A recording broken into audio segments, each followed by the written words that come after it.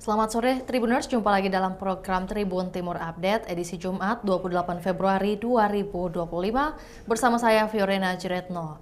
Tentunya informasi terupdate akan kami sajikan dari kabupaten kota yang ada di Provinsi Sulawesi Selatan. Salah satunya informasi mengenai rekomendasi pembangunan ekonomi hijau Sulawesi Selatan untuk periode 2025-2030. Rencana pembangunan jangka menengah daerah atau yang disingkat dengan RPJMD 2025-2030 sedang disusun pemerintah Provinsi Sulawesi Selatan.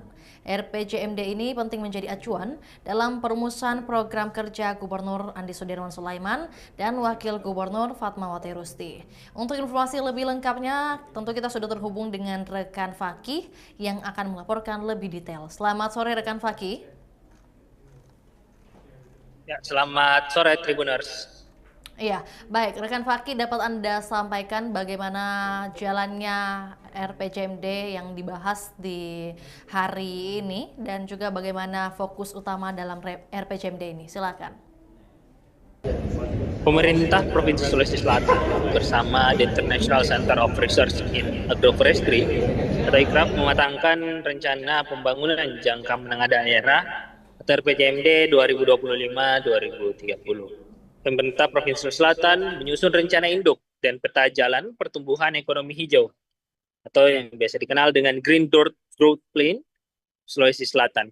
Dokumen ini berisi berbagai rekomendasi kebijakan untuk mengelola sumber daya alam berbasis lahan pertanian, perkebunan, kehutanan, serta wilayah pesisir dan kelautan secara berkelanjutan. Forum ini diikuti oleh Sekretaris Daerah Provinsi Sulawesi Selatan, Jufri Rahman, dan dihadiri Duta Besar Kanada untuk Indonesia dan Timor Leste, Jess Dutton.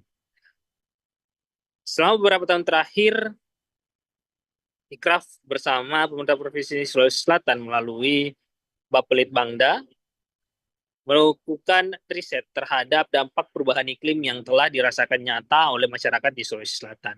Tentu diketahui bersama bahwa cuaca ekstrim yang diperparah dengan perubahan iklim telah mengakibatkan banyak bencana alam seperti banjir, tanah longsor, dan krisis air bersih.